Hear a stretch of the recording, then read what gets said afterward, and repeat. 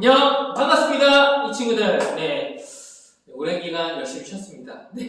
선생님 지금 여전히 바빠는데 또 잠깐 나와서 또 영상을 찍어봅니다.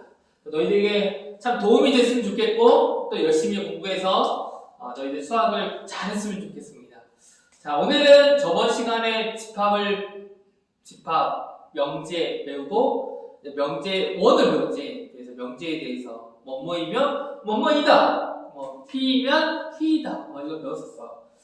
저번 시간에 한 가지 공지사항은 저번 시간에 명제 했을 때 P면 Q이다라고 했었는데 여기서 이걸 이렇게 쓰면 맞는데 선생님이 여기다가 이걸 두 줄로 이렇게 썼어요. 두께를 두껍게 해서 잘 보이게 하려고 두 줄로 썼는데 이 두 줄의 의미는 이 명제가 참일 때 이렇게 두 줄로 쓰게 된다고 합니다.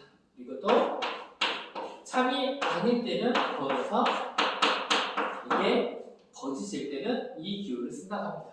이것도 한 공간, 명제 밑에다가 이렇게 기호를 하나 써주면 좋을 것 같아요. 알겠죠? 그래서 P면 Q이다. 이 명제를 나타내는 방법은 하나의 화살표로 나타내고 이렇게 나타내면 됩니다. 근데 저번에 쓰면 어떻게 해요?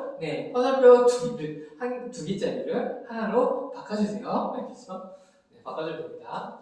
자, 그러면 이거 기호가 나왔으니까 우리 기호에 대해서 한번 잠깐 얘기하고 이제 오늘 명제 2 한번 나가도록 하겠습니다. 먼저 제목을 적어보면 우리가 지금 배우고 있는 건 집합과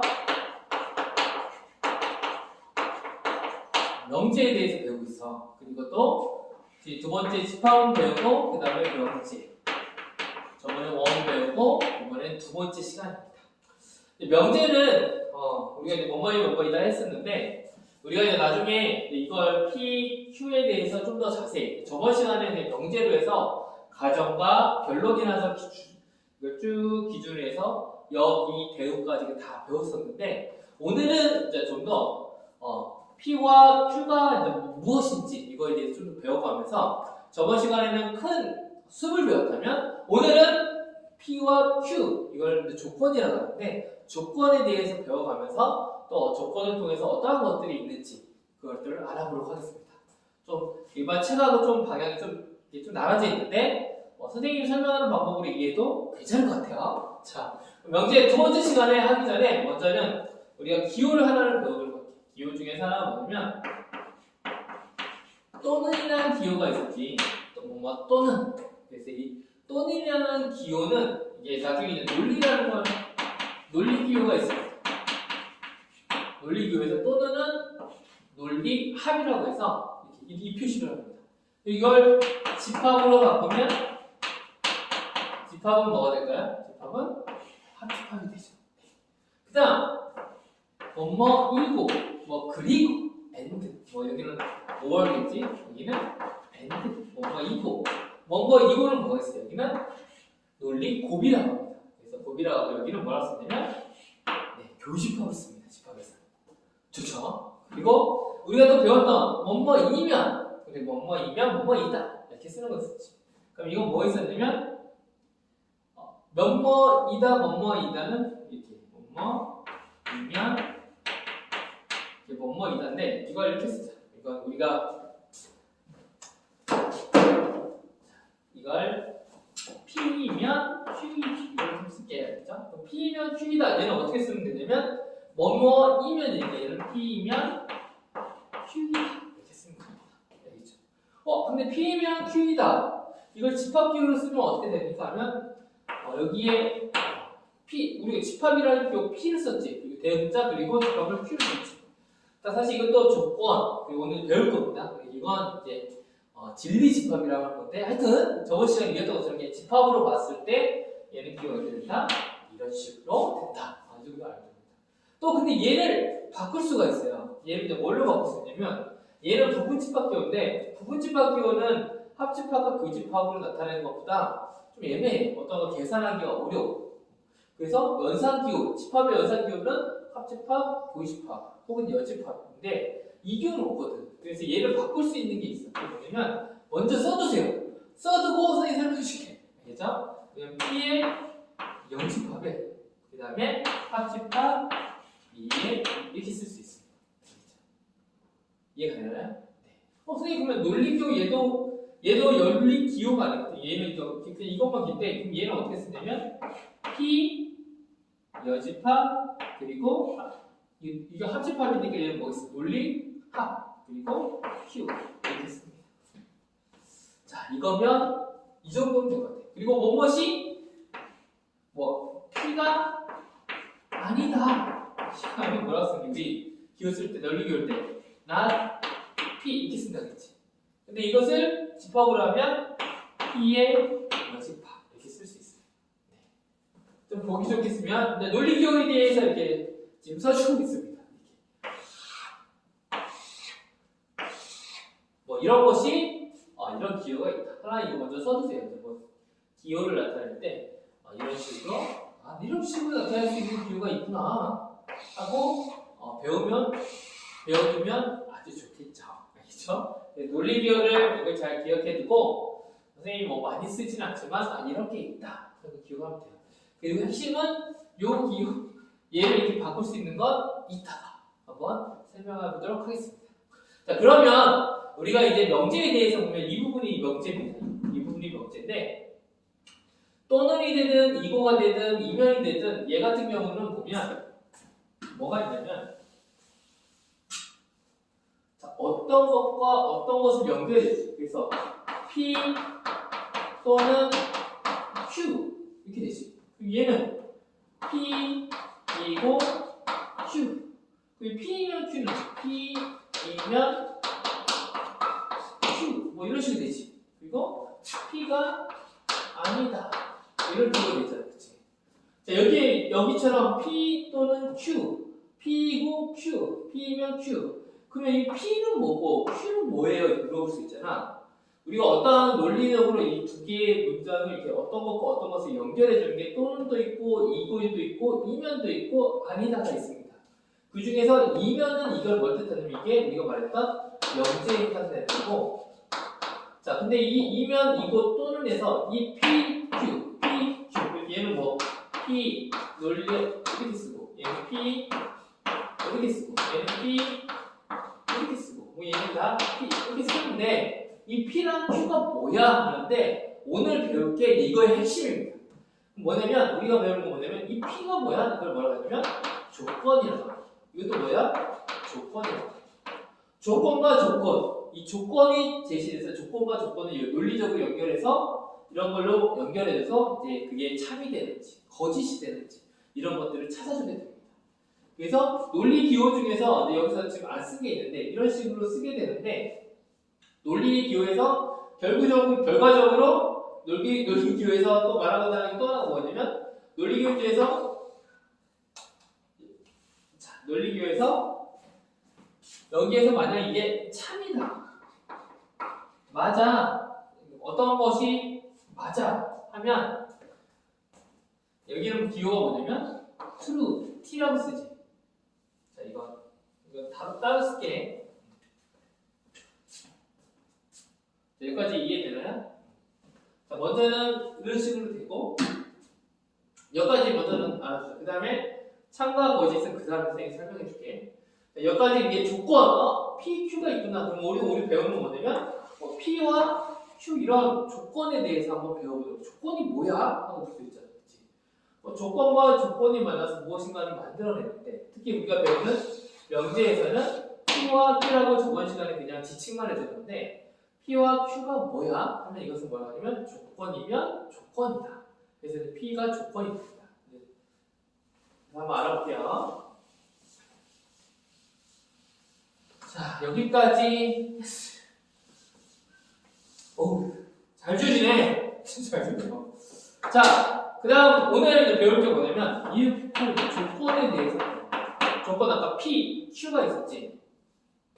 그럼 우리가 이걸 시작을 하게 되면 조건이라고 시작하는 것보다는 이번에는 그 이야기식으로 쭉 한번 이야기를 한번 쭉 전개를 해볼게요. 그래서 뭘로 시작하냐면 조건으로 가면 명제로 시작해서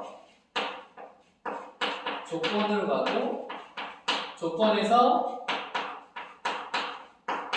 진리집합으로 가고 진리집합에서 뭘로 갔냐면 충분 조건.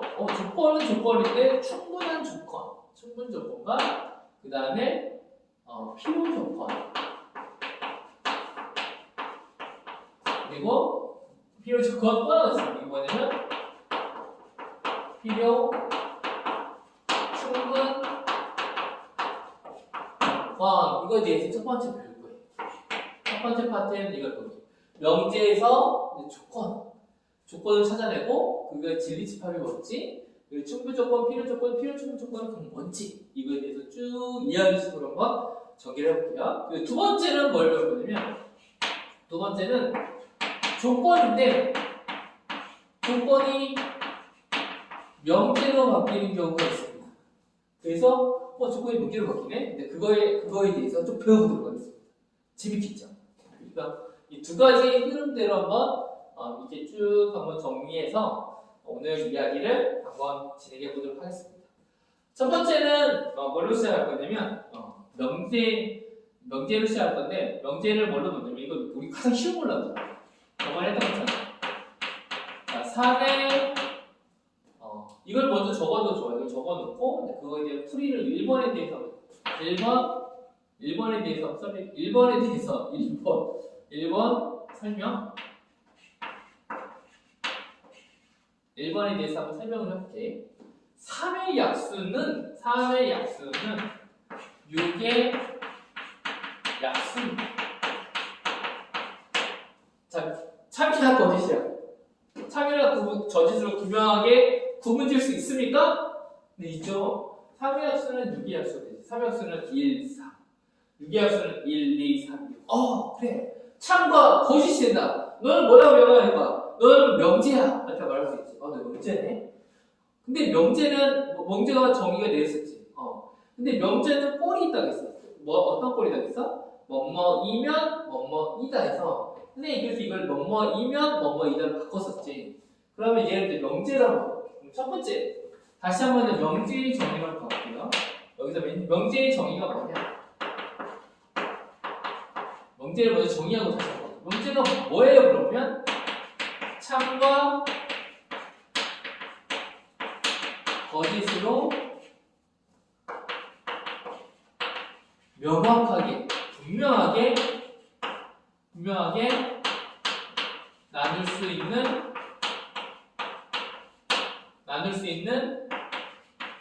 문장이나 식이라고 했었지. 그럼 이거 명제네. 참과 거짓을 분명히 나눌 수 있으니까. 그럼 얘를 다시 한번 쓰면, 근데 얘는 조건에 모형이 있어. 얘를 나타내는 denote, 나타내는 모형인데 얘를 뭐가 되냐면 뭐뭐이면 P이면 Q이다. Q이다. 이런 걸로 나타낸다. 이게 나타낸다. 그럼 얘를 바꿔야지. 명제를 좀 바꾸자. 이런 너 뭐뭐는 보다는 뭐뭐이면으로 바꿔보자. 그러면 뭐야? 3의 약수이면 6의 약수이다. 좋아. 명제는 가정과 결론이 있는데 가정과 결론으로 바꿨네. 좋아. 이거 조금 시간 했었지. 여기까지 하면 지금 이제 3의 약수와 6의 약수에 대해서 명제를 바꿨네. 이것도 사실 명제지만 이렇게 좀 더 보기 좋게 가정과 결론으로 바꿔놨네. 너무 좋죠. 그렇죠? 근데 선생님이 여기에다가 저번 시간 뭐라고 했냐면 얘는 P야. 얘는 Q라고 놓을게. 이렇게 했었잖아. 그러면 P와 Q가 뭐냐면 조건이라고 합니다. 그러면 여기는 두 번째 definition, 정의가 나옵니다. 약속. 약속이라는 게 정의가 뭔지 알지? 어떤 용어에 대한 정확과 분명한 의미를 약속하는 게 조건이, 정의인데, 조건이 뭐야? 하면 조건이 뭐냐면, 미지수 x라고 해도 되고, 변하는 수, x의 값에 따라, x의 값에 따라 참과 거짓이 결정되는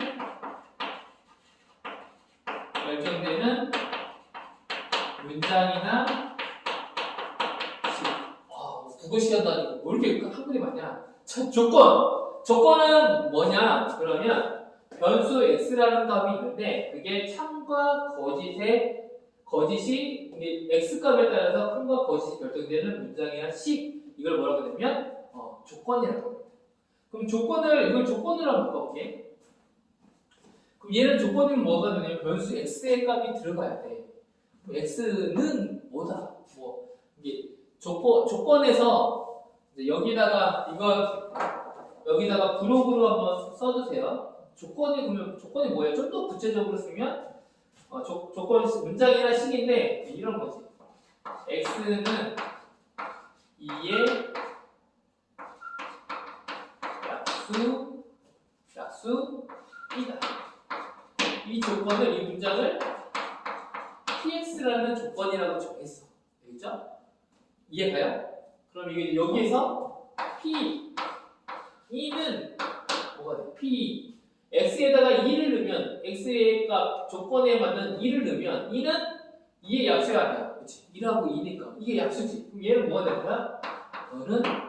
너는 맞아. 참이 되네. 이 x에다가 2를 넣으면 참이 돼. 근데 p가 만약에 1이 되면 너도 참이 돼. 그러니까 p 0 넣고 싶은데 0은 뭐가 돼? 너는 거짓이네. p에다가 만약에 10을 넣었어. 그럼 너는 뭐냐? 너도 거짓이네. 이렇게 나오죠. 그쵸? 알겠나요? p에 어떤 값을 넣느냐에 따라 참이 되기도 하고 거짓이 되는 변수 x의 값에 따라서 참과 거짓이 결정되는 문장이라는 식! 이해되나요? 이게 x에 따라 어떤 걸 넣느냐에 따라 뭐가 되는 거야? 참이 될 수도 있고 거짓이 될 수 있는 걸 뭐라고 한다? 조건이라고 한다. 알겠나요? 그러면 선생님 얘는 지금 명제인데 이거 놓기에는 여기는 x가 없는데요? 나오잖아. 그치? 그러면 없으면 바꿔주면 돼요. 그럼 어떻게 바꿔주냐? 자, 이걸 먼저는 적어두고 어느 정도 적어둔 다음에 얘 밑에다 적어두고 그러면 이야기식이니까 이야기가 지금 쭉 이어가야 돼요. 그래서 이 공간은 얘는 적었다가 치고 지워보겠습니다. 네. 자, 그럼 여기 밑에다가 적어볼게요. 그럼 뭐냐?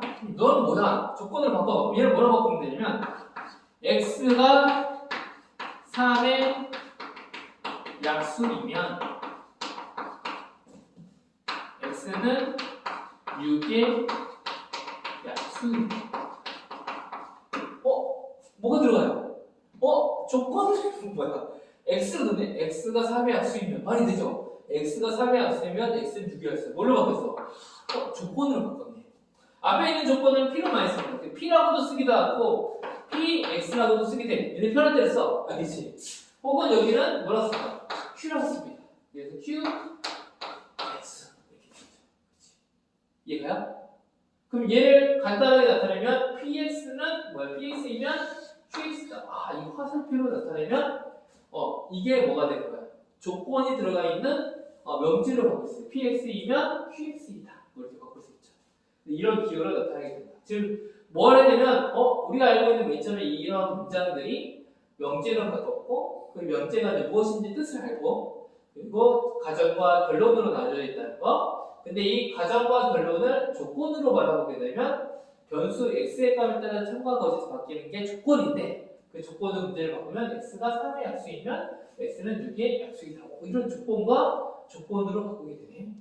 그럼 명제 같은 경우는 사실은 이것을 x가 1일 수도 있고 무슨 5일 수도 있어요. 이렇게 말할 수 있는데 명제는 보통 어떻게 하냐? 얘가 참이 되게 하는 값이면 얘도 참이 된다. 이런 느낌이거든. 그래서 여기가 참을 만족하는 값들을 생각하면서 명제를 참인지 거짓인지 나누게 됩니다.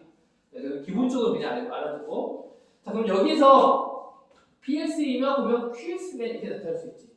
근데 우리가 이걸 할 때 선생님이 이게 명제가 참인지 거짓인지 여기 위에다 이렇게 쓰면 이 px이면 qx가 나왔는데 px면 qx가 나왔는데 이게 참인지 거짓인지를 판별할 수 있는 방법이 저번 시간에 배웠어. 그걸 뭐라고 했어?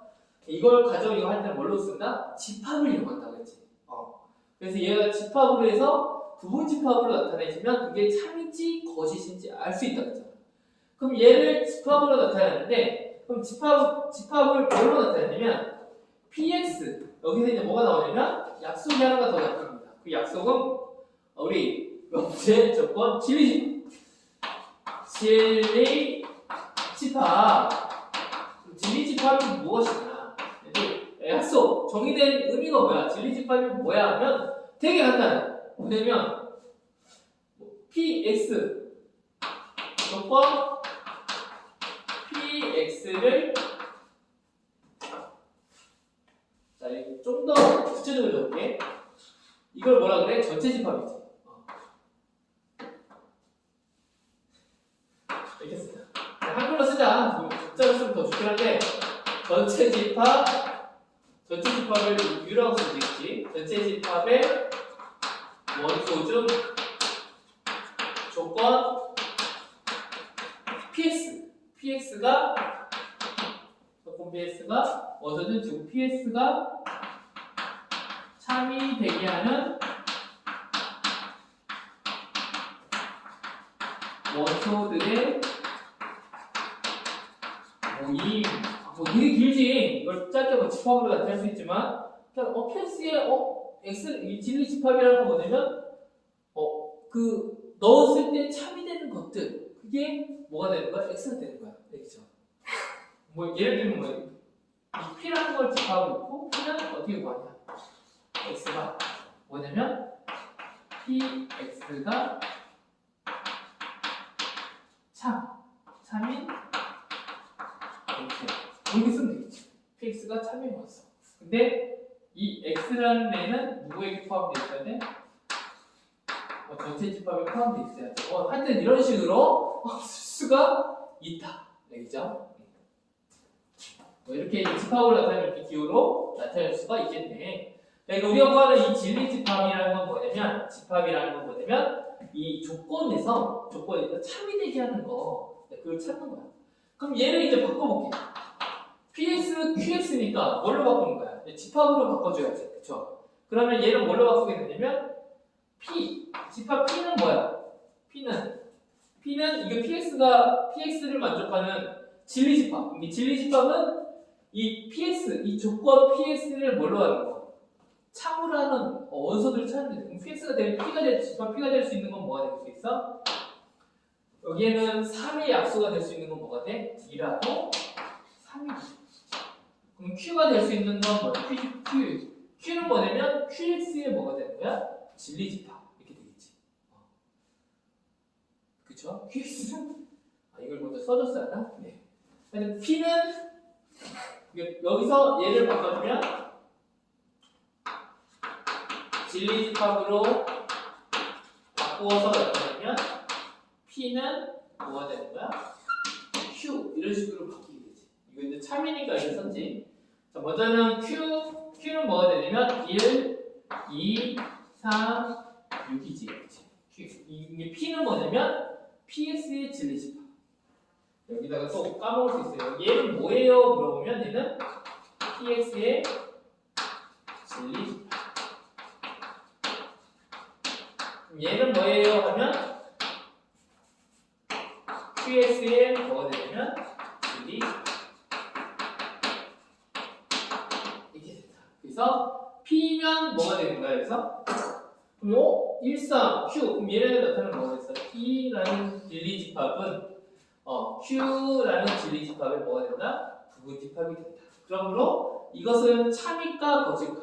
선생님이 저번에 설명했을 때 이 가정이 결과에 뭐 안에 있어, 이게 안에 있고 이게 바깥쪽에 있으면 얘는 무슨 집합이 된다 그래서 이게 부분 집합이 P가 Q의 이제 부분 집합이 되는데 이때 이걸 뭐라고 한다? 참이라고 한다. 알겠죠? 포함이 되면 참이 된다 그랬지. 이해가나요? 자 그러면 우리가 배워볼 게 지금 어디까지 왔냐면 명제에서부터 지금 진리 집합까지 와서 진리 집합을 통화해서 부분 집합까지 나왔습니다. 그렇죠? 그럼 지금 우리가 어디까지 여기까지 설명한 거예요. 지금 뭘 중심으로 설명하면 이제는 저번 시간과 좀 다르게 조건이라는 걸 생각하면서 조건을 통하여서 지금 나타내고 있어. 그렇죠? 근데 이제 저번 시간에 그냥 가정과 결론을 설명한 거라면 이제 조건을 설명했는데 우리가 이해할 것은 이제 조건으로 이해를 해야 합니다. 그렇죠? 그래서 조건으로 해서 여기까지 오게 됐는데 그럼 조건 중에서 충분 조건, 필요 조건, 필요 충분 조건. 조건은 조건인데 충분 조건이 뭐고 필요 조건이 뭐고 얘는 뭐예요? 이렇게 물어볼 수가 있잖아요. 그치? 그러면 이 명제에서 충분 조건과 필요 조건과 필요 충분 조건이 되는 그 경우가 있는데 그 경우는 그냥 이거 같은 경우는 이게 중요한 거야. 근데 가끔 이것들에 대한 그 약속된 언어에 대한 것을 이해를 해줘야 돼. 알겠죠? 근데 이것은 뭐 새롭게 뭐 발견하고 막 하는 게 아니야. 그냥 이것은 그냥 결과치를 보고 그것을 그냥 판단해서 그렇게 읽어주는 거야.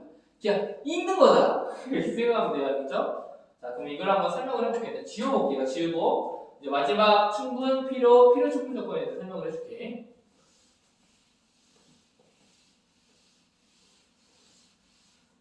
그러면 P 이렇게 되겠지. 자, 그러면 어떻게 되냐면 자, 쭉 지금 3의 약수에서 쭉 여기까지 왔잖아, 지금. 그치?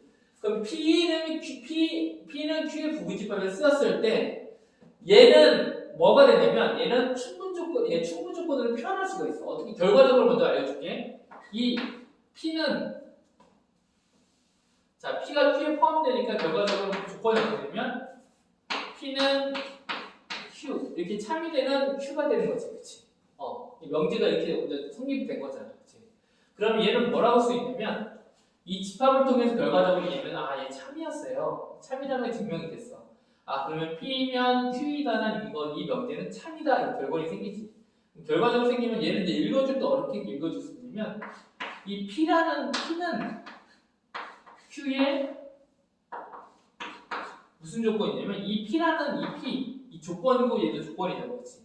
P라는 조건은 Q라는 조건에 뭐다? 충분 조건이다. 갖고 약속을 한 거야. 이 P라는 애는 이제 둘이 비교하는 거야. 그래서 P라는 애가 이렇게 참이 되었을 때, 이건 참이 되었을 때야, 그죠? 이게 약속이야. 참이 아니면 충분 조건과 필요 조건을 논하기가 어려워. 근데 거짓이더라도 논할 수가 있긴 한데, 그것은 이제 좀 추가적으로 설명을 해줄게. 먼저 결과적으로 읽는 거 알려줄게. 이게 참이 되었을 때, P는 Q의 충분 조건이다. 알겠죠? 그럼 집합으로 따졌을 때는 뭐 어떤 느낌이냐면, Q라는 게 여기 있고, P라는 게 이렇게 속해 있을 때. 알겠죠? 이게 부분 집합이 된다는 속해 있잖아. 이게 밖으로 튀어나오면 돼야 돼. 안 돼요. 이렇게 포함이 되었을 때, 이 조건이 이렇게 만족이 되었을 때, 첫 번째는 1번 이렇게 읽을 수 있고, 두 번째 또 어떻게 읽을 수 있냐면 Q 입장에서는 P를 어떻게 돼? 포함하겠지. 그러면 얘의 조건은 이 Q라는 조건은 P라는 조건에 뭐가 되냐면 필요 조건이다. 이렇게 설명할 수 있습니다. 알겠죠? 무슨 말인지 알겠어? 이게 참이 되었을 때 P라는 조건, 얘에 대해 설명해 줄 거야. 이 P라는 조건은 Q의 충분 조건이야. 이 Q라는 애의 충분한 조건이 될 수 있는 Q야. 그 다음에 Q라는 이 조건은 뭐라고 할 수 있냐면 P의 필요 조건이야. 이렇게 설명할 수 있지. 근데 집합에서 보면 Q가 이렇게 커졌을 때 그리고 P는 그 안에 집합이 있을 때 이 경우에 이렇게 포함 관계가 속해 있을 때 1번과 2번이 가능한 겁니다. 그렇죠? 무슨 말인지 알겠죠? 그리고 세 번째 이 그림은 요 그림은 1번과 2번일 때 알겠죠? 그런데 P가 Q의 부분 집합일 때는 한 가지가 더 있어. 어떤 건 더 있냐면 Q와 P가 이렇게 같더라도 우리는 이 기호를 쓸 수 있어. 쓸 수 있지. P는 Q의 부분 집합이다. 가끔씩 이렇게 쓰기도 하는데 우리는 이제 그 진부분 집합 그런 걸로 말할 수 있는데 Q와 P가 같아. 그럼 P와 Q가 같을 때는 어떻게 될까? 이때는 뭐가 되는 거야? P는 Q의 필요 충분 조건이다. 이렇게 쓰면 두 개가 같을 때는 있습니다. 혹은 P는 Q의 필요 충분 또는 뭐라고 쓸 수 있을까?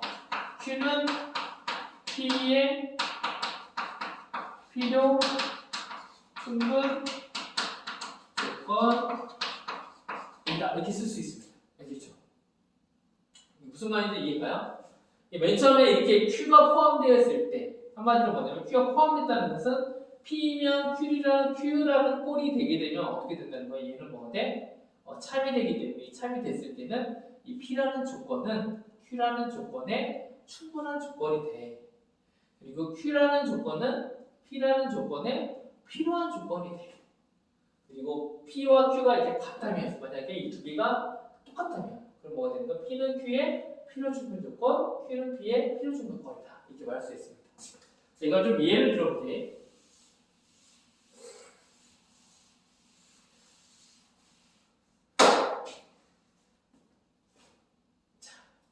먼저는 P와 Q가 되려면 이런 서로 여기에는 이제 조건을 하나 적어주면 이게 필요 Q 바로 예를 한번 들어줄게요. 여기다가 아까 했던 것처럼 3의 약수이면 6의 약수이다. 뭐 이거 했었지. 그럼 얘를 뭘로 넣고 P 놓고 얘는 Q를 넣으면 이런 조건이 되지. 그러면 P는 Q에 포함되는 조건인 게 맞지. 그치? 맞으니까 얘는 뭐라 읽어주면요? P는 Q. 이게 성립하네? 그럼 P는 Q가 이게 맞네? 결과적으로는 집합으로 나타내면 그래서 참인 걸 나타냈고 결과적으로는 P는 Q이다 하는 이게 참이다 이렇게 나타냈지. 그럼 얘를 가지고 나타낼 수 있는 게 뭐다? 이걸로 나타낼 수 있는 게 뭐다? P는 이 P는 Q의 충분 조건. 이거 그대로 쓰면 되죠. 충분 조건. 그리고 이 Q라는 친구는 P의 필요 조건. 이렇게 두 가지로 표현할 수 있겠지. 이렇게 표현할 수 있겠지. 1번. 예를 들면. 그 다음 두 번째.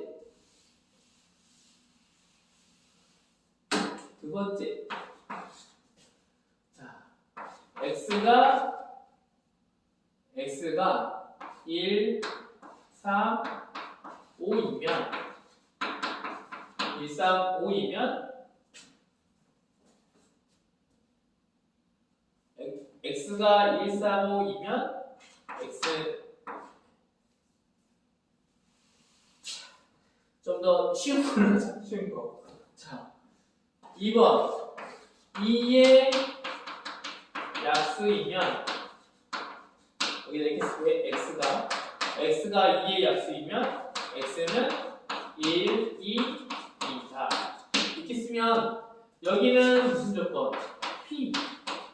여기는 무슨 조건? Q. 여기 명제가 되지. 그럼 얘를 집합으로 따졌을 때 이 P는 뭐가 되는 거야? 1, 2가 되는 거죠. 이 Q라는 얘도 뭐가 되는 거야? X가 1, 2라고 했으니까 X에 집어넣고 1, 2가 되지. 그럼 1, 2, 1, 2 똑같은 게 두 개는 어떻게? 같겠지. 그럼 두 개가 같았을 때는 얘는 뭐라 읽어주면 되는 거야? 결과적으로 얘는 참이긴 한데 이렇게 참이긴 한데 두 개가 어때? 같지. 그럼 얘는 뭐라 쓰는 거야? P는 Q의 충분 조건이다. 이렇게 되지. 그리고 Q는 P의 필요 똑같이 충분 조건이다. 이렇게 쓸 수가 있겠죠. 이해되나요? 이런 식으로 될 수가 있다. 이렇게 기억하면 돼요. 뭐 어렵나요? 필요 충분 조건, 필요 조건, 충분 조건에 대한 거죠. 알겠죠?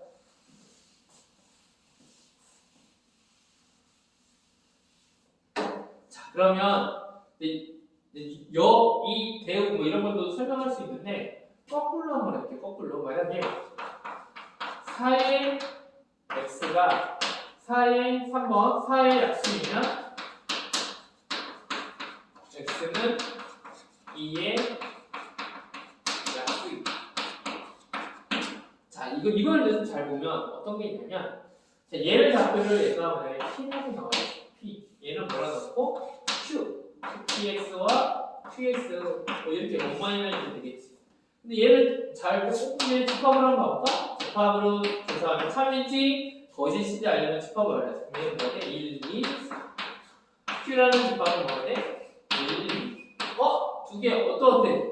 결과적으로 P는 Q에 어떻게 돼? 포함이 돼? 안 돼? 포함이 안 되지. 그치? 그럼 포함이 안 되면 거짓이잖아요. 그럼 P면 Q는 명제가 참이야 거짓이야? 아, 거짓이네. 그럼 거짓일 때는 뭐 할 수 있어? 이건 거짓일 때는 얘는 필요 충분 조건, 필요 충분 조건을 말할 수가 있어 없어? 없지. 왜? 참인 걸 기준으로 하잖아. 그런데 문제에서 만약에 이걸 여기 역은 참입니까? 물어보면 이거의 역은 뭐가 되는 거야? 자, PX와 QX는 뭐가 돼? 원래는 명제는 이건 거짓인데 이건 역은 뭐가 되는 거냐면 QX이면 뭐가 되는 거야? 역을 조사해보고 따로 역이라는 걸 조사해보면 QX는 뭐가 되는 거야? PX가 되지. 그러면 QX는 Q가 될 거고 그리고 여기를 P라는 집합이 됐을 때 Q는 P의 집합에 속해있지. 포함이 되네? 그러면 여기에서는 뭐라고 나타낼 수 있어? Q이면 P 역은 성립하네? 여기에 성립하니까 결과적으로는 얘는 뭐라고 말할 수 있어? Q이면 P가 성립이 참이 됐으니까 Q는 P의 뭐가 되고? 참이 됐으니까 Q는 P의 충분조. 그리고 P는 이 결과적인 P는 뭐가 될까? P는 Q의 필요 조건이 되죠. 근데 이것이 선생님이 말하고자 하는 거예요. 이게 거짓이 되더라도 뭐가 될 수 있어? 역이나 이나 대우로 따졌을 때 이것이 참이 되는 경우가 생겨. 그럴 때는 Q는 Q의 충분 조건이라는 이 말이 성립하게 된다는 거예요. 알겠죠? 그래서 문제란 거 그런 거 언급되었을 때 우리가 무조건 이건 필요 충분을 논할 수 없어 이렇게 말하기보다는 이것을 역으로 생각하면 이게 충분도 되고 필요 조건도 언제든 가져올 수 있다. 그럼 충분과 필요 조건을 보니까 특징이 뭐냐면 이게 포함 관계가 되었을 때 이 작은 쪽의 조건이 뭐가 되냐면 이 반대쪽의 조건에 충분한 조건이 되고 거꾸로 이 결과적으로 이 P는 앞에 있는 P는 이 조건은 어떤 조건이냐면 이게 부분집합이 성립이 됐을 때는 P는 누구예요? 이 Q라는 조건에 필요한 조건이 되는구나 하고 머릿속에 가지고 있어야 돼요. 읽는 거니까 그냥 이게 받아들여요. 선생님 충분과 필요에 대해서 필요하면 뭔가 필요해요. 뭔가는 충분해요. 이렇게 받아들여 살아나는 논제를 이렇게 이해할 수도 있는데 그렇게 되면 얘를 그냥 조건으로 이해하면 조건이 잘 이해가 안 돼. 그래서 너희들 머릿속에는 먼저 이것을 기억하십시오. 그러면 왜 충분인지, 왜 필요인지에 대해서 이제 설명해 줄게요. 알겠죠? 근데 우리가 설명할 때 뭘로 설명할 거냐면 집합으로 설명을 하겠습니다. 그죠? 집합 왜 충분한 건지, 왜 필요한 건지 이거에 대해 집합에 대해 설명해 줄게. 자, 요번 좀 이따 하겠습니다. 자, 1번이 아직 안 끝났어요. 마지막 1번입니다. 이거는 참고적으로 좀 알아주세요. 자, 이제 이게 여기에서 이제 뭐가 나오냐면 P, Q 이렇게 나와있지. 자, 이제 여기서 그림을 하나 그려줄게요. 그림이 전체 집합이 있습니다. 자, P라는 집합은 여기 있습니다. Q라는 집합은 여기 포함하고 있습니다. 그래서 충분 조건과 필요 조건을 꼭 논의할 때는 한 집합이 Q가 됐든 P가 됐든 어떠한 포함 관계에서 이게 튀어나오면 안 되고 이렇게 속해 있어야 돼. 그때 충분 조건과 필요 조건을 논할 수가 있어. 알겠지? 이게 꼭 속해 있어야 한다는 것을 기억하고. 자, 그러면 여기에서 Q는 P를 포함하고 있지. 그러면 얘가 뭐가 된다고? 이게 딱 맞아떨어지면 얘는 뭐가 되는 거야? 얘는 참이야 이렇게 말할 수 있지. 근데 얘를 우리가 아까 부분집합 기호를 뭘로 나타낼 수 있다고 하냐면 P 여집합의 Q 이걸로 바꿀 수 있다고 했죠. 근데 이걸 왜 바꿀 수 있냐면 자, 그림을 그려보면 자, P는 Q이다. 그럼 이 P는 항상 Q에 포함이 돼 있지. 근데 요 경우가 뭐가 되는 거야? 전체 집합이 될 경우는 항상 얘도 뭐가 되는 거야? 이 경우는 이걸 뜻하는 거거든. 우리가 얘가 되면 참이 된다고 했잖아. 근데 이 모형이 얘를 조사해 보다 보니까 항상 이걸 만족하려면 항상 뭐가 돼야 돼? 얘가 돼야 돼. 부분집합이 돼야 되고 이 P라는 얘가 Q의 부분집이 돼야 돼. 그림을 그려봤더니 어떻게 되냐면 P의 여집합은 뭐가 되냐면 P를 뺀 나머지 와 엄청 많죠? 이 P가 작아질수록 차지하는 P를 날 뺀 나머지 여집합은 엄청나게 많아져. 그치? 근데 거기에서 뭘 항상 합집합을 하면 Q라는 애가 얘를 항상 둘러싸고 있어서 얘가 더 크니까 이 부분을 서로 합치게 되면 이 P의 여집합과 Q를 합치게 되면 항상 뭐가 되냐면 전체 집합이 나옵니다. 전체가 나와요. 항상. 그러니까 P가 Q보다 작은 상태에서 여집합을 해버리면 항상 얘네들이 합쳤을 때 뭐가 되는 거야? 전체가 되지. 그럼 결국은 Q가 P를 이렇게 포함할 때는 항상 이런 꼴이 되는구나 하고 이제 머릿속에 얘랑 항상 연결해야 돼. 알겠죠? 그럼 얘를 연결하면 얘를 다시 바꾸면 무슨 말이 되냐면 얘를 아까 논리 기호를 바꾸게 되면 뭐가 되냐면 P라는 조건이 여집합과 not P가 아닌 거에 논리 합과 Q를 하게 되면 얘는 뭐가 된다? 참이 된다. 이렇게 생각해요. 무슨 말인지 알겠어요? 이게 항상 살리는 한마디로 뭐냐면 얘네들이가 전체가 나오게 되면 전체는 뭘 뜻하냐면 T, 진실을 뜻합니다. 전체 집합을 나타내는. 알겠죠? 그럼 이 전체가 아니게 되면 어떻게 될까? 이 전체 집합이 아니야. 얘네들이 했더니 전체 집합이 아니야. 그럴 때는 뭐가 되겠어? 거짓이 되겠어. 그 다음 또 한번 해볼게. 자, 첫 번째 경우는 이거. 여기까지 그려보고 두 번째. 이번에는 아까 P라는 집합이 있고 Q라는 집합이 있는데 P가 Q를 포함이 돼야 하는데 포함이 안 됐을 때 이렇게 되죠. Q가 앞에 조건보다 조건이 두 개 있어야 하는데 P와 Q라는 조건이 있을 때 Q라는 조건보다는 얘같이 이 P라는 조건이 Q라는 조건보다 더 커버려. 얘가 P가 더 포함하고 있어. 그럼 이렇게 돼버리면 어떻게 되냐? 얘는 어떻게 되냐? 그러면 P의 여집합과 Q를 하게 되면 어떻게 될까? 한번 볼게. 전체 집합이 있었고 P라는 애가 Q라는 애들 안에 포함하고 있어. 그러면 얘가 아까 선생님이 말했지. 얘를 이렇게 바꿀 수가 있는데 얘가 전체 집합이 나면 항상 얘는 뭐 돼? 얘가 되기 때문에 참이 된다. 근데 이번에는 거꾸로 돼 있어요. 이 앞쪽에 있는 조건이 더 크면 얘처럼 앞에 있는 조건이 더 크게 되면 어떻게 되냐면 여기는 P의 여집합이 P의 여집합은 어떻게 되냐면 P를 빼나오죠. P는 너무 크지? 큰 거에 바깥쪽에 있는 P가 이렇게 되지. 여기에다가 Q를 더해. 그럼 Q는 어디겠어? 여기지. 그럼 이 두 개를 합치면 전체 집합이 될 수가 있어. 없지. 여기 어떻게 돼? 구멍이 났네? 빵꾸가 났네? 여기는 비어있네? 저기 전체 집합이 돼야 돼. 전체 집합이. 안 되네. 그러면 얘는 무슨 말이냐면 뭐라고 쓸 수 있냐면 이렇게도 쓸 수 있는데 나, P, 논리합, Q는 뭐가 된다? 거짓이다. 이렇게 말할 수 있지.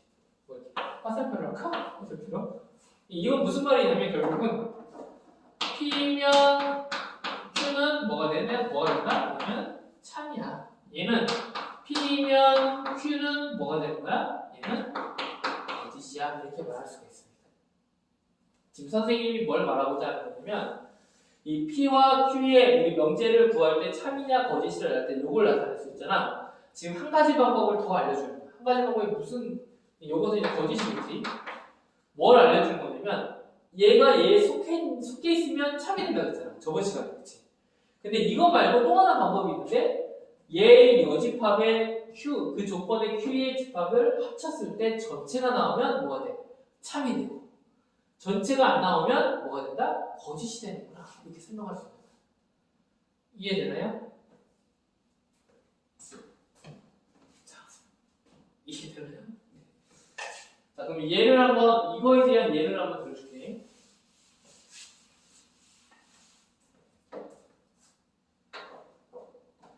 자, 이렇게 써요.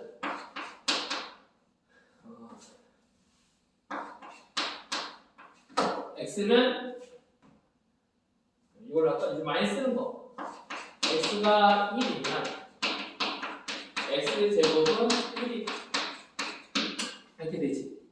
그러면 x가 1이면 x제곱 1 당연히 x 1이면 근데 1이면 뭐 1 나오지. 이거 뭐야? 참이하고 참이지. 그치?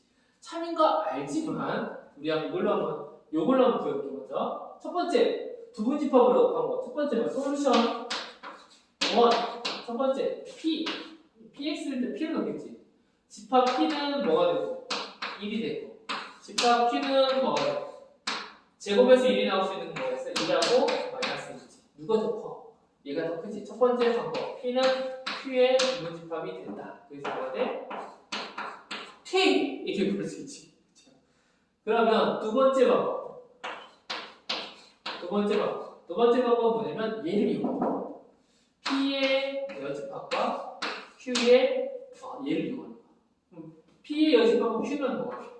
P의 여집합은 2를 뺀 나머지지. 그러면 P의 여집합은 뭐냐면 그러면서 전체 R 실수에서 뭘 뺀 거? 2를 뺀 거야. 그렇지? 2를 뺀 거에 무수히 많게 있겠지. 그거랑 합치기. 뭘 합쳐? 1하고 마이너스 1을 합치는 거지. 그치? 여기에 무수히 많은 것이 나오는데 그럼 뭐가 되겠어? 여기 R 빼기 1이라는 게 좀 알아볼 수 있겠니? 이게 실수 전체에서 1이라는 걸 하나 뺀 거다. 그 뺀 것들의 원소들 이렇게 썼는데 이게 수학적 기호가 좀 애매하긴 하지만 이해하고 그럼 얘를 합치게 되면 얘는 1이 빠졌잖아. R이 있는데 이게 이게 실수선이잖아. 수직선에서 1이라는 이 1이라는 애가 있으면 얘를 빼먹었어. 구멍이 난다. 근데 여기 2하고 마이너스를 더해주잖아. 그럼 1이 이렇게 채워지겠지. 마이너스 1은 이미 있으니까 채워주면 똑같겠지. 그럼 뭐가 되는 거야? 수직선 실수 R이 그대로 나오는 거지. 그럼 결과적으로 얘는 뭐가 되냐면 이게 뭐가 되는 거야? 전체 U가 되기 때문에 전체를 다 포함하기 때문에 뭐가 된다? 이것은 U가 된다. U가 됐으니까 얘는 뭐인 거야? 참인 거야. 그래서 얘도 그렇고 얘를 통해서 두 가지를 통해서 결과적으로는 뭘 말하느냐면 P면 Q이다는 뭐가 된다? 참이 된다. 이렇게 기호를 쓰면 되겠죠. 이해가요? 자, 이런 게 있다. 자, 어렵나요? 자, 그래서 이런 것들로 이런 방법이 부분집합을 찾는 방법도 있지만 여집합과 그거의 전체 집합을 해서 합집합이 이거면 이건 뭐다? 이게 참이다, 거짓이다를 말할 수가 있습니다. 지금 이제 충분조건, 필요조건, 필요충분조건 얘기하면서 이 부분까지 같이 설명했습니다. 알겠죠? 그래서 이것도 같이 잘 알고 있으세요. 왜냐하면 이제 곧 쓰이기 때문에.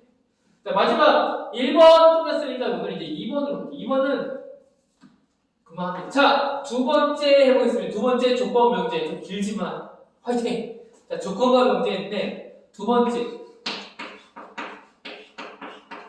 조건이 명제가 바뀔 수 있습니다. 명제. 조건은 미지수 x, 변수 x의 값에 따라서 참이 되고 거짓이 될 수 있잖아. 근데 여기에서 변수 x가 어떤 수냐에 따라서 뭐가 되는 거야? 명제가 되기도 하고 참이 되기도 하고 거짓이 되는데 만약에 변수 x라는 애가 뭔가 조건이 부여된다면 그 변수 x를 뭔가 다른 x로 바꿔준다면 뭐가 될까? 이게 명제가 될 수 있어요. 이 조건 자체가 뭘로 바꿀 수 있어? 명제가 될 수 있어. 근데 그게 뭐냐면 x가 x라는 예에 대해서 뭘 쓰면 되냐면 모든 x가 혹은 어떤 x가 자 이거에 따라 이 두 개를 통하여서 뭐가 되냐면 명제로 바뀌게 됩니다. 알겠죠? 조건이 명제로 바뀌면 놀라운 이야기 시작하도록 하겠습니다. 알겠죠? 그럼 이건 여기 이제 위에는 지울게. 자, 이것을 이제 두 가지로 나눠야 하는데, 자, 첫 번째 명제는 뭐냐면, 이걸 전칙 명제라고 합니다. 그리고 여기는 뭐냐면, 전칙 명제, 여기는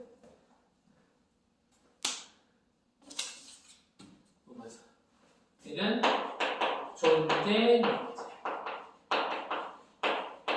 다만 얘는 전칙 명제는 뭐냐면 명제 자체가 전체가 돼서 참인 거야. 그리고 얘는 존재 명제면 명제가 x가 존재함으로 인해서 참이 되고 거짓으로 이렇게 나뉘는 겁니다. 그럼 한번 해볼게요. 조건 이 x가 제곱을 여기 적어두고 그 다음에 이 두 가지로 나누어서 한번 설명을 해볼게요. 전체 명제는 뭐냐 하면 모든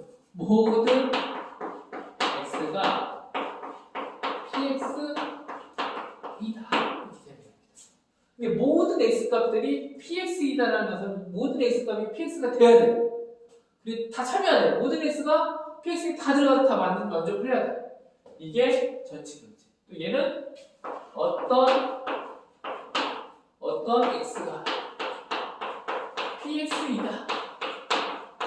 모든 x가 할 필요 없어. 그냥 어떤 것 하나만 되면 돼. 한 개만 px 만족하면 이거 참이야. 이렇게 되는 게 전체 명제입니다.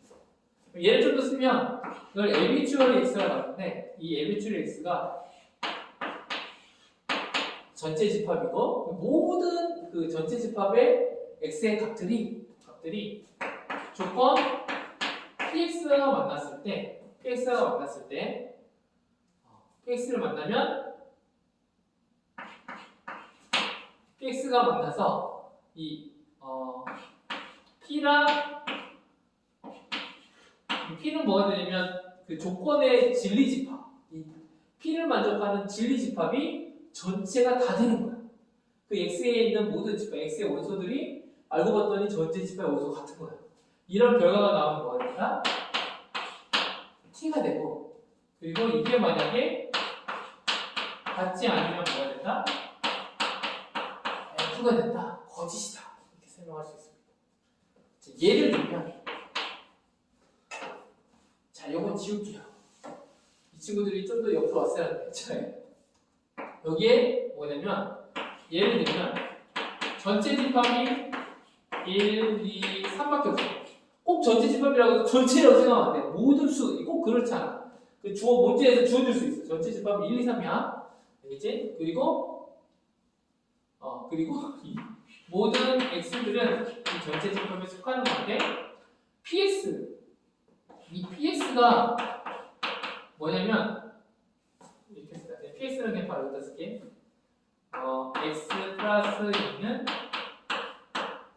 x 플러스 2는 3이야. 이렇게 돼 있어. 이죠? 그러면 얘는 뭐가 되냐면 3이야? 그럼 이거면 모든 x 값들이 이걸 만족해야 돼 이 말이야. 근데 여기 넣으면 x에다 1 넣으면 어떻게 돼? 3 나오네. 2 넣으면 얼마가 돼? 2 넣으면 4가 나오는데 안 되는데? 3 넣으면 안 되는데? 그럼 이것은 뭐가 돼? 이 전체 명제 얘는 이 말은 모든 x가 px이다. 이거 말이 틀리지. 얘는 뭐가 돼? 거짓. 이 명제는 참과 거짓을 나눌 수 있잖아. 지금 참과 거짓을 나눌 수 있잖아. 어떤 조건을 붙였더니 참과 거짓으로 나눌 수 있는 거. 우리의 명제의 정의를 할 때 참과 거짓으로 나타날 수 있는 문장이라고 했어요. 이 문장이 어떤 모든이 붙어버리니까 얘는 뭐가 되는 거야? 조건에서 뭘로 바뀌는 거야? 명제가 되어버리네. 그래서 전체 명제. 모두 다 만족하는 거. 그럼 얘는 결과적으로 P라는 집합은 뭐냐면 진리 집합 P가 될 수 있는 게 뭐가 돼 있어? 1밖에 안 되지. 근데 전체 집합하고 그럼 결과적으로는 뭐가 되는 거야? P랑 전체 집합은 같아 틀려. 전체 집합은 1, 2, 3 있잖아. 이 P랑은 같아 틀려? 틀리다. 그래서 얘는 뭐가 된다? 거짓. 이 명제는 거짓이야. 알겠죠? 이해되나요? 자, 그 다음 좀 쉬운 걸로만 하면 쉬운 걸로만 이런 거 아니고 x는 r 모든 실수. 와우, 모든 실수야. 그럼 모든 x 이거 x를 다 돼? x가 전체 집합인데 그럼 얘는 뭐냐면 x의 제곱은 0보다 크거나 같다. 어떠한 실수를 넣든 제곱해서 하면 0보다 클까? 그치. 제곱하고 하니까 0 넣어도 0과 같으니까 되네? 다 되지. 그럼 결국은 얘를 통해서 말하고자 하는 건 뭐냐면 P라는 얘는 뭐가 된다? 결국은 진리 집합은 뭐가 되는 거야? 실수 R이 되지. 그럼 결과적으로 P랑 전체 집합은 서로 어때? 같게 되지. 그럼 얘는 뭐가 될까? 얘 너는 true 진실이었어. 진실이 되죠. 전체 문제. 이해되나요? 이게 전체 문제.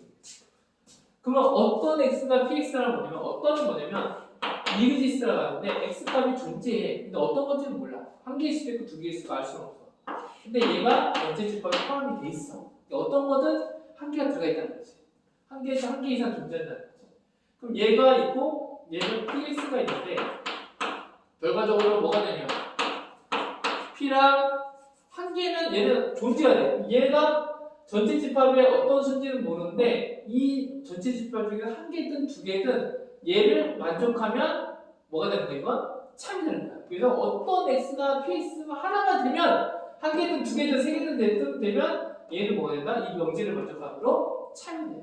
그래서 결과적으로 뭐가 되냐면 p는 뭐가 아니면 공집합이 아니면 이 진리집합 이걸 만족하는 이 집합이 한 개가 0개가 아니면 뭐가 되는 거야? 얘는 틀린 이렇게 되는 겁니다. 그리고 또 이번에는 p가 했는데 이번에는 공집합이 나왔어. 공집합이 왜 q가 됐지? 자,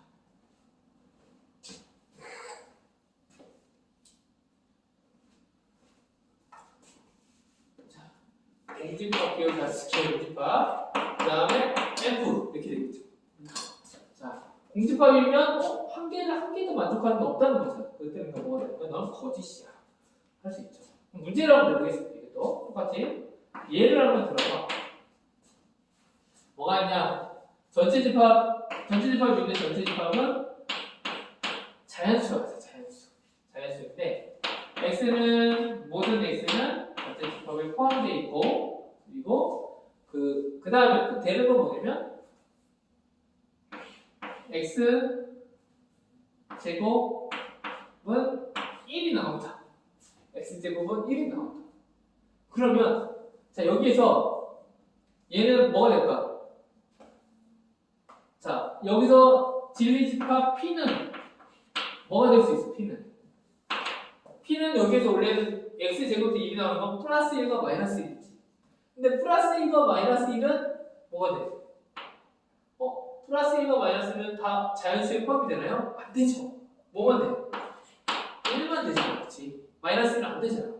그럼 p랑 지금 전체 집합하고 비교하는 게 아니야. 이건 한 가지만 어떤 x이기 때문에 어떤 x, 2이라는 애 어떤 x가 이걸 만족했어. 그럼 얘는 뭐가 되는 거야? p는 공집합이 자 못했습니다. 공집합이 됐어 안 됐어? 안 됐지. 얘는 뭐가 되는 거야?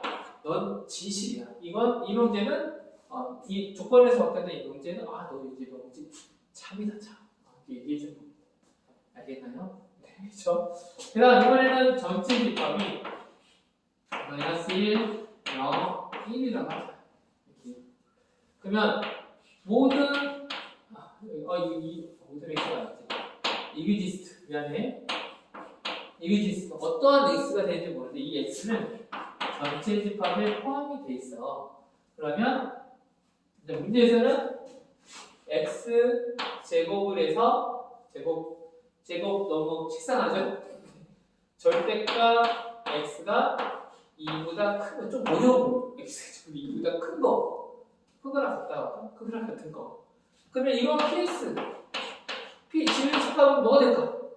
x가 2보다 크거나 같다는 건 뭐냐면 얘를 다시 풀어주면 x는 뭐보다 크다. 절대값이니까 2보다 거리가 오래죠. 그러니까 뭐냐? x는 2보다 크거나 같고 x는 뭐보다 작다. 마이너스 2보다 작아야지. 근데 여기 전체 집합 중에서 2보다 큰 거, 2보다 작거나 같은 거 있어 없어? 없네? 만족하는 게 있어 없어? 저 아무도 없는데요? 그럼 p가 아무것도 없으니까 얘는 p는 뭐가 되는 거야? 공집합이 되버렸지. 공집합이 되면 얘는 뭐가 돼? 만족하는 게 없어? 그럼 너는 뭐가 돼? 거짓이야. 이렇게 먹이는 겁니다.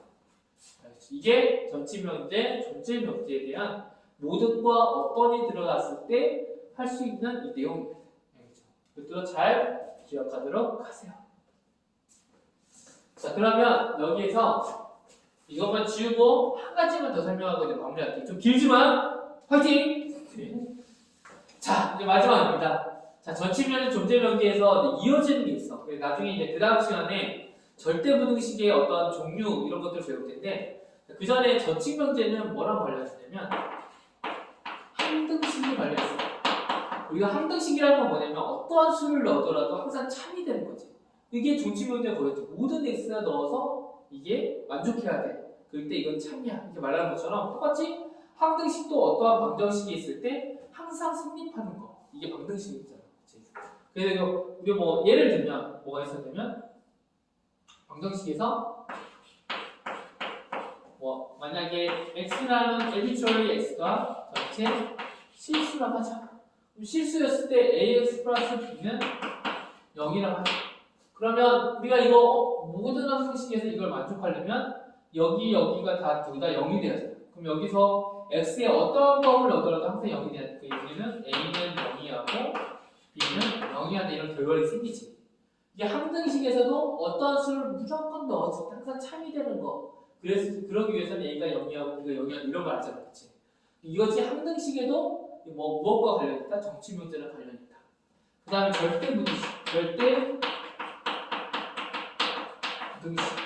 절대 부등식은 아까 했던 거랑 또 비슷해요. 어떤 거 있었냐면 아까 모든 x의 값은 실수이다 했을 때 우리가 아까 했던 것 중에 뭐였냐면 x의 제곱은 0보다 크다고 돼 있잖아, 그치? 그럼 이것은 뭐가 돼? 어떠한 수를 넣었더라도 얘는 뭐가 돼? 항상 성립하게 되지. 그럼 이런 거는 뭐라고 돼? 절대 부등식. 항상 어떠한 수를 넣어도 항상 참이 되는 거. 그게 절대 부등식이랍니다. 또 뭐 arbitrary x가 r일 때 얘랑 똑같은 걸로 했을 때는 ax 플러스 b는 0이다. 모든 실수가 이건 0보다 크다 이렇게 돼 있으면 어떻게 될까? a 값은 x에 영향을 주지 않아야 하기 때문에 a는 뭐가 야 돼? 0이어야 할 거. 그리고 b는 이게 0이게 되면 여기 0이 되니까 b 값은 결국 뭐보다 크는데 0보다 커하는 결과가 생기지. 이런 것도 얘는 조건이 필요. 얘는 자체가 절대 부등식인데 얘 같은 경우는 a와 b의 값을 조건을 달아서 이렇게 절대 부등식을 만들 수가 있죠. 그래서 함등식과 절대 부등식은 전체 문제와 관련됐고 어떤 것은 어떤 한 가지만이라도 그거 참여되는 걸 만족하면 되는 거잖아. 그럼 그건 무엇과 관련됐을까? 방정식이지. 방정식이라는 건 어떤 수를 넣느냐에 따라 참여될 수도 있고 거짓이 될 수 있죠. 그래서 우리가 보통 해를 찾으세요 하는 건 뭐냐면 그거에 참여되는 값을 찾으라는 그 말이지. 얘는 똑같이 arbitrary 어떤 x가 r이라고 했을 때 ax 플러스 b는 0이어야 합니다 하면 얘 같은 경우는 어떤 경우가 있을까? a가 만약에 0이 되면 b는 뭐가 될까? a가 b가 0이면 b도 0이게 되지. 그치? 그러면 x가 될 수 있는 건 뭐가 될 수 있어? x가 될 수 있는 x는 뭐가 될까? 이 집합은 뭐가 되냐면 전체 집합이 되지. 그다음 이번에 a가 0보다 커. 근데 a가 0보다 크게 되면 얘는 뭐가 될까? x는 0이 아니야. 0보다 크니까 뭐가 되겠어? a분의 마이너스 b 이렇게 되겠지. 뭐 넘겨서 x값을 구할 수 있게 되지. 그럼 a가 0보다 작은 거. a가 0보다 작은 건 어떻게 될까? a가 0보다 작은 것은 뭐 똑같네. 그치? 이렇게 생각할 수 있어. a가 0보다 0을 갖거나 a가 0이 아닐 때 그러면 이런 식으로 만들어진다. 이렇게 설명할 수 있겠다. 이건 방정식이지. 그럼 여기 또 뭐가 있을까? 절대가 아니라 이제는 절대 부등식에 쓸 게 뭐야? 조건 부등식. 조건 부등식은 말 그대로 뭐냐면 어떠한 조건 안에서 이게 성립할 수도 있고 성립하지 않을 수도 있는 x. 이게 어떠한 x인지는 모르는 아는데 얘도 ax 플러스 b는 부등식 길이가 0보다 크다 하면 a가 만약에 0이게 되면 어떻게 될까? 이게 0이 되니까 b는 자연스럽게 뭐보다 커야 돼? 0보다 커야지. 그러면 뭐가 되냐? 전체 집합이 되겠지. 자, 그 다음 a가 0이 아니면 뭐 이거 부등호가 바뀌게 돼. 얘가 0보다 크냐에 따라 a가 0보다 크면 x는 마이너스 a분의 b 뭐 이렇게 되겠네. 그 다음 a가 0보다 작으면 x는 부등호 방향으로 해서 a분의 이런 식으로 되겠네. 그치? 그래서 어떠한 조건에 따라서 어떤 게 값들이 조금씩 달라지지. 범위도 달라지고 만족하는 게 조금씩 달라지지. 선생님이 말하고자 하는 건 뭐냐면 전체 명제는 항등식과 절대부등식과 관련이 있고 존재 명제라는 것은 뭐가 같으냐면 방정식과 어떤 조건 부등식과 관련이 있다. 우리가 보통 푸는 부등식은 뭐냐면 조건, 부등식이 대부분. 그리고 절대 부등식이 좀 특별한 경우가 있는 경우지. 그래서 다음 시간에 또 우리가 뭘 다 배웠냐면 조건에 대해서 다 배웠습니다. 명제에 대해서. 그래서 이번에 이제 명제까지 다 끝났는데 그 다음 시간에 또 계속 이제 이어지긴 하는데 자 오늘까지 해서 명제 그리고 조건에 관해서 이어서 설명을 했습니다. 긴 시간이었지만 참 수고했습니다. 네, 사랑하고 축복합니다.